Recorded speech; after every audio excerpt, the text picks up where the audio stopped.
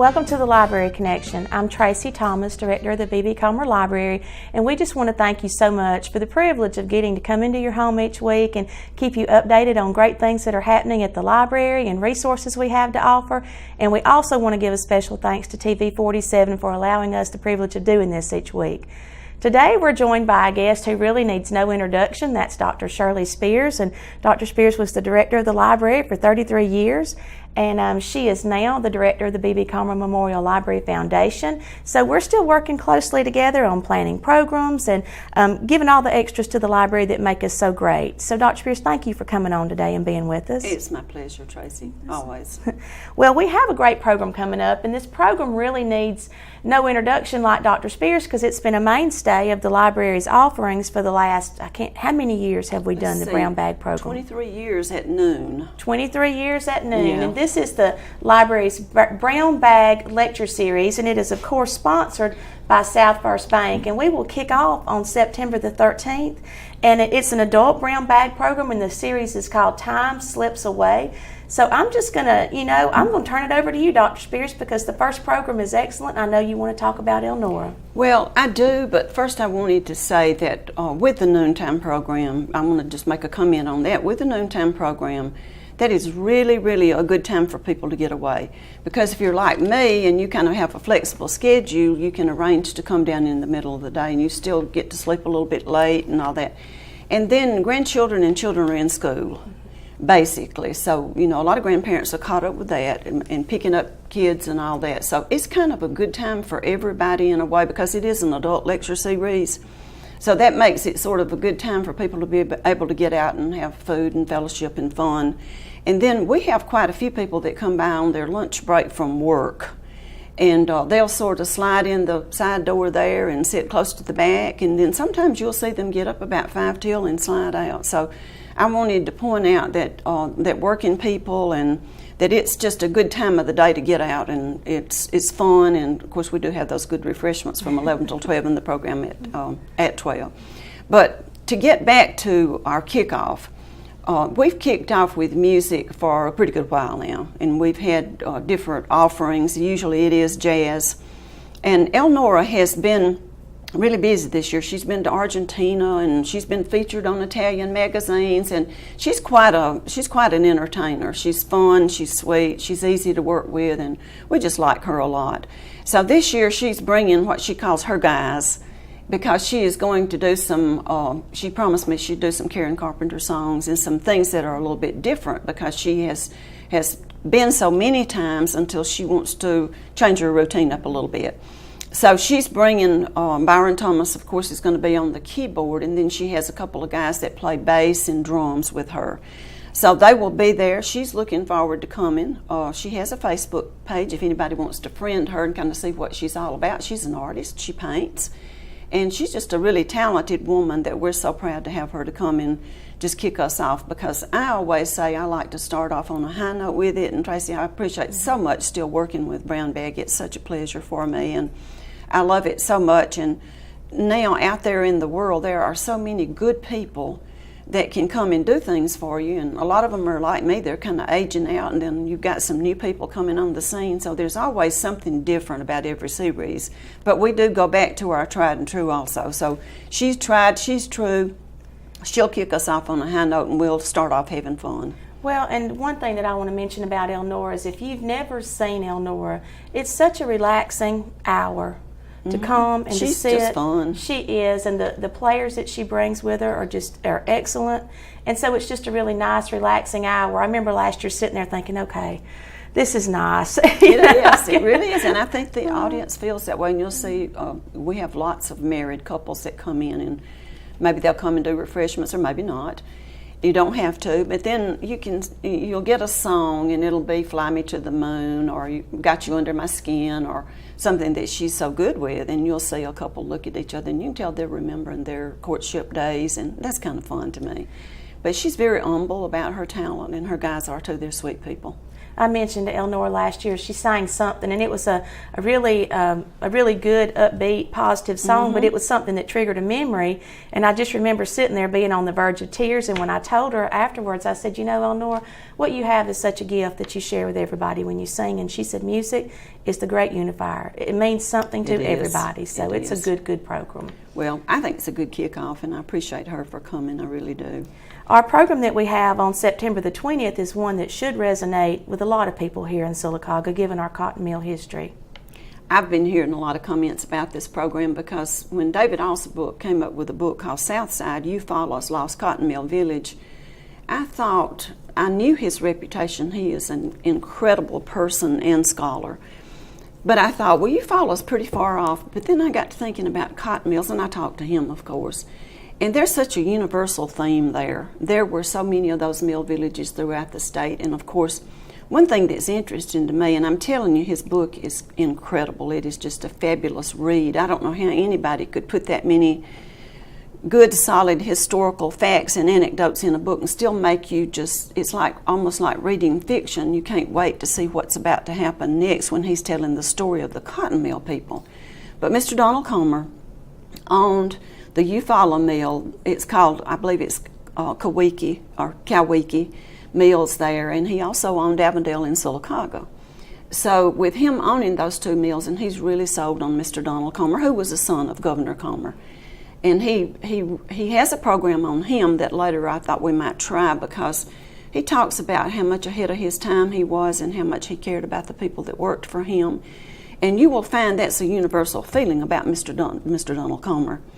And he'd sort of gotten by me in a way because, I remember Mr. Hugh Comer, about him, and about Mr. Donald Comer Jr. And so this was kind of a new look at the older governor's son who came out, and actually they purchased that mill for about $65,000 and got it going in Eufaula.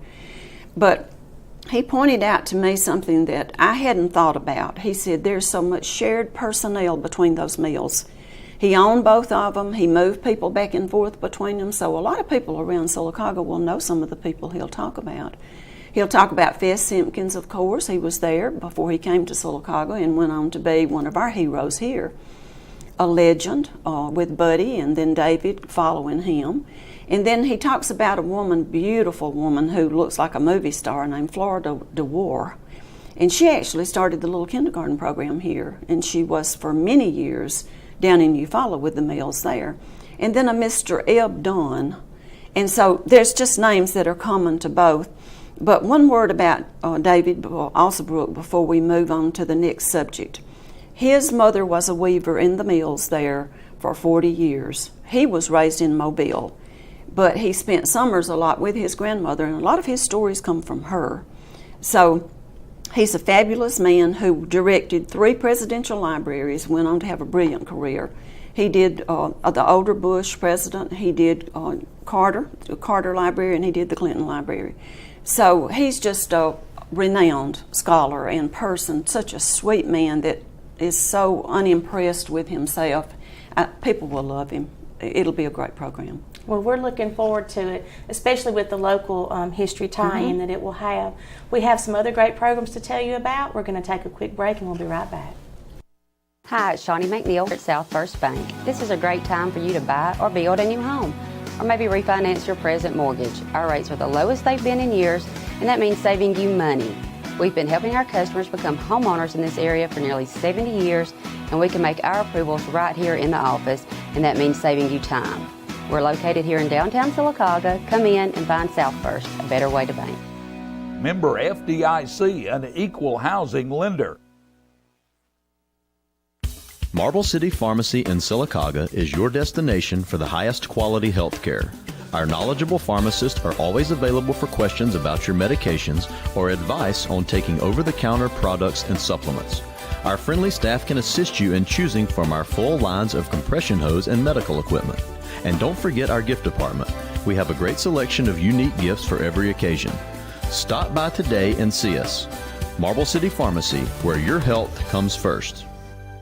Coosa Valley Medical Center, one of the top 10 hospitals in Alabama, is also Sylacauga's largest employer. Services from the emergency room to surgery to cancer treatment to post-stroke care. You won't believe what's right in your backyard. It's Coosa Valley Medical Center in Sylacauga. So, if you're sick in Alabama, choose one of the top 10 hospitals in Alabama. That is Coosa Valley Medical Center. Welcome back to the Library Connection. I'm Tracy Thomas, and today we're talking with Dr. Shirley Spears. And Dr. Spears, we've been talking about the South First Bank Adult Brown Bag Lecture Series that'll be kicking off on September the 13th. And just for people that may not be real familiar with the format of our program, you mentioned it earlier, but you come at 11 o'clock. If you can get there that early, and the refreshment room is open, and if you'd like to bring a sandwich, you're most welcome to do that. But we have so much other stuff to go with it. And the hospital is a great provider for that refreshment time. They help us, they surely do. So we just wanted to make sure that everybody understood the format. And the hospital provides some of the refreshments, and we appreciate South First Bank for being the overall sponsor. But we also want to mention the Library Foundation. That's where you're working so hard, and we appreciate the time you've put into helping make this such a good series. Well, this is quite an undertaking, it's quite an expense, and it does take a lot of help to do this, but it's so worthwhile. We don't have much around Sylacauga for adults, except their church life and that sort of thing, so we're pleased that we can do that. Well, we will have another great program. We've talked about Elnora kicking off, and we've talked about David Alsobrook with the Cotton Mill stories, and then we've got another great program on September the 27th with Denise George. Denise George has been for me before, and the First Baptist contingent's very familiar with she and her husband Tim George, who is they were at the church when Bill Dean retired for a while. This community really loves Denise and Tim George. But she's such a talented lady. She's doing a series of books. I think there are 6 of them on World War II heroes, and they're generally Alabama heroes. Not all together, but there are a lot of them that are Alabama heroes. She has done the Holocaust story for us before at the library. And she's a wonderful presenter. She's a beautiful woman, she's talented, and she has her story down so that she can relate it in a really nice way with her slides and her pictures. And she's going to do a story of a rescue of a guy from South Alabama whose name was Andy Hodges. And Andy couldn't get in the service because he had I can't remember if it was, sometimes it was flat feet or maybe a knee problem or something, so he joined the Red Cross, because he wanted so much to be a part of defending our country. So the story of him going behind lines during World War II as a Red Cross person and rescuing, leaving no one behind, because there were so many people who were back there that needed to be negotiated out. And I think that he brought maybe 159 people out. So that story is such a wonderful story. This is Andy, that's his son, I believe, is telling the story, the book that's been written about that. And Denise is very sold on this story, and she will do a good job. I can't imagine not enjoying this, and I do hope all our veterans will come out and join us for a story of a hero from Alabama. There were so many. There's a lot of interest, too, in the World War II stories, because we're losing our vets at such a rapid pace. Right. So it'll be nice to hear these stories. I think she's wonderful, I really do. Well, on Wednesday, October the 4th, we have Leah Rawls-Atkins, and Leah's another one that never disappoints. She never disappoints. She's an institution in the historical world. She's, of course, an institution in the Auburn world. And she has a different kind of story to tell us. She had the first PhD that was earned at Auburn University. She had the first PhD in history that was earned at Auburn University. Her husband coached for Shug Jordan. And Leah was a friend to him. They both loved history. He had been taught by George Petrie, who, of course, brought football to Alabama first. And so she's got such great stories about George Petrie, but she started researching because she was at the funeral when Shug Jordan died. I think it was just noticed that it was mostly about football, and it was about the battles he won there on familiar fields. She wanted to go in and tell about the battles he won on unfamiliar fields, where she said life hung in the balance. He was involved. He had done ROTC at Auburn, come out as a commissioned officer in, I believe, 32 or 36. When Pearl Harbor was bombed in 41, he reactivated his commission immediately and went into the Army Corps of Engineers. He helped plan and execute 4 invasions, including D-Day. He was wounded at D-Day and came home for a while, but went right back in and helped plan and execute even the Japanese invasion. And he said until he died that the atomic bomb saved his life, that he always felt like that he would be killed in those last invasions. So it's such a great story of Shug and his contributions, and he was such a Christian man and such a great historian and a war hero. So it's like, we think about his many, many years as a football coach at Auburn and how much he was loved for that, but this is all about his military heroism. So I think people just think they know Shug Jordan. I hope they'll come out. Both sides. He belongs to all of us.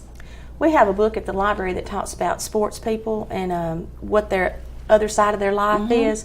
And after I read that book, I realized how nice it was to know more about a person than just the public figure that you see because of their sports records. So I think you're right. I think that'll be really nice to see the other side of what he's doing, of his accomplishments.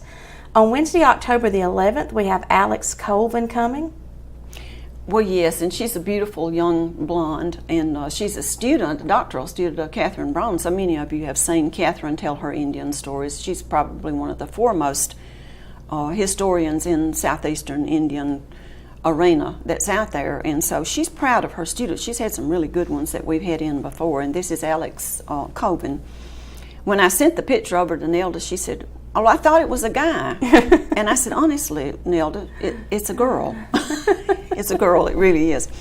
But she's done so many studies on the fact that everything sort of hinged on kinship in the Creek world, and the mother, the matriarchal line, was kind of the way the power structure was set up. The political organization and all of those things sort of depended on kinship ties between and among tribes. That's a little hard for us to understand, but I think that it's going to be a great story.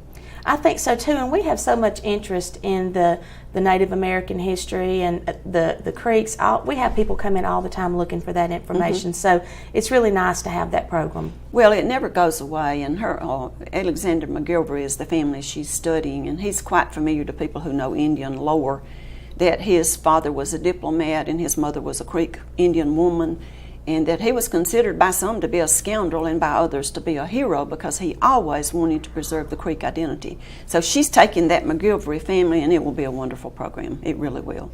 We have 3 more wonderful programs to tell you about. We're going to take a quick break, and we'll be right back. Hi, it's Shawnee McNeil at South First Bank. This is a great time for you to buy or build a new home, or maybe refinance your present mortgage. Our rates are the lowest they've been in years, and that means saving you money. We've been helping our customers become homeowners in this area for nearly 70 years, and we can make our approvals right here in the office, and that means saving you time. We're located here in downtown Sylacauga. Come in and find South First, a better way to bank. Member FDIC, an equal housing lender. At Fort Williams Pharmacy, you won't find motor oil, garden hoses, or mountain climbing gear. No, they don't have that. What they do have is a professional, friendly staff that understands your needs. Filling prescriptions is their primary business, and they take it seriously. They also have a drive-through window for your convenience and free local delivery. Most of all, Fort Williams Pharmacy knows your time is valuable, so when it's time to fill your prescriptions, you need it done fast, friendly, and accurately. Fort Williams Pharmacy, our family, caring for your family. Coosa Valley Medical Center, one of the top 10 hospitals in Alabama, is also Sylacauga's largest employer. Services from the emergency room, to surgery, to cancer treatment, to post-stroke care. You won't believe what's right in your backyard. It's Coosa Valley Medical Center in Sylacauga. So, if you're sick in Alabama, choose one of the top 10 hospitals in Alabama. That is Coosa Valley Medical Center. Welcome back to the Library Connection. Today we're talking with Dr. Shirley Spears, and we're talking about one of our mainstay programs at the Comer Library that people love so much, and that's our South First Adult Brown Bag Lecture Series. And that is always a favorite with our audience, and it's such a fun time because you can come at 11 o'clock, have some refreshments, visit with your neighbors, and then you come across the hall into the auditorium for a wonderful program. And we've been talking about some of those programs, but we have another great program coming up on October the 18th, and I think we're so fortunate to be able to get Dr. Wayne Flint to come. Well, it's always a pleasure to have Wayne, and I can remember years ago that I'd have to schedule him a year ahead.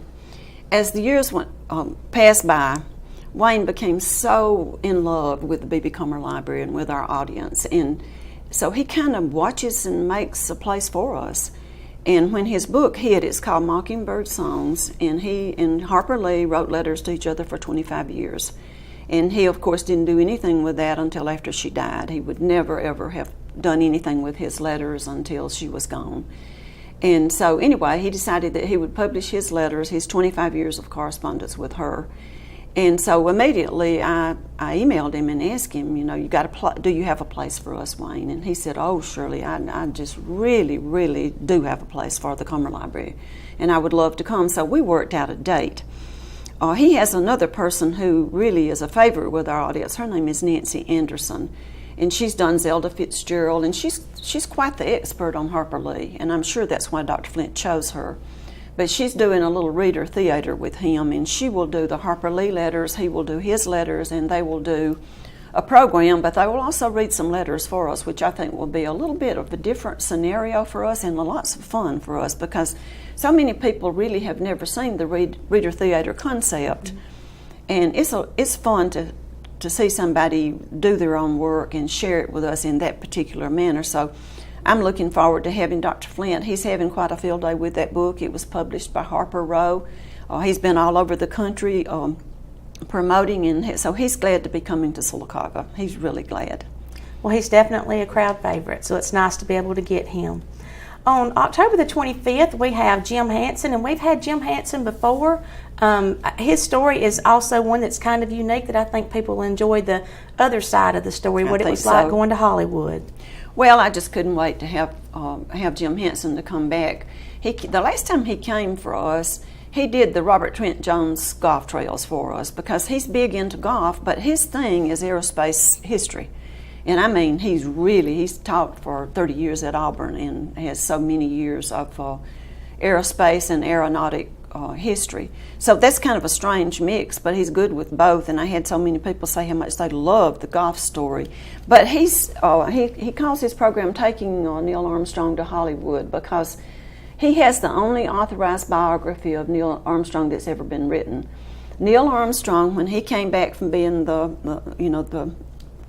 historic feat that he accomplished with being first on the moon, when he came back, he became almost reclusive. And he was an introvert. And so he just really didn't share a whole lot of himself until he really decided that he wanted Jim Henson to be the man. So he came in 2006 and told his Neil Armstrong story for us. Lately, I've been seeing on Facebook, Dr. Henson's on Facebook, friend him. He's telling about going to Hollywood, what kind of experience it was for him. Always a strange experience to take a beloved book and have people come in and try to make it palatable for the screen. So I think it'll be an interesting experience. Also, they've been cast in the movie, and I keep seeing the guys and the ladies and whomever that they're telling the story, they're showing who they cast in Hollywood. Dr. Henson seems pleased with the cast. He has stories to tell about his experience there, so I just plain asked him, I said, have you told the story of taking your book to Hollywood, and would you be willing to do that? And he said, well, I think I'd like to do that, because it sure has been different. Lots of pluses, lots of minuses. So I think this is going to be like something you've not seen before, to see the backside, the inside track on what it's like to take your book and turn it loose with a bunch of screenwriters and filmmakers. I can only imagine as an author that would kind of feel like that book is your baby. It is his baby. baby. And then you just turn it over to somebody to do with as they please. So I can only imagine he's going to have some good stories to share about Well, that. and it's been so good for his career. He retired last April, but he has been tapped by Purdue University, and he's doing editing a whole series of books on aerospace and aeronautical engineering and space history. That is quite an honor for him, and he's reveling and having so much fun with his retirement. So I'm so happy for him. He's a great guy. I'm glad we can get him back as well.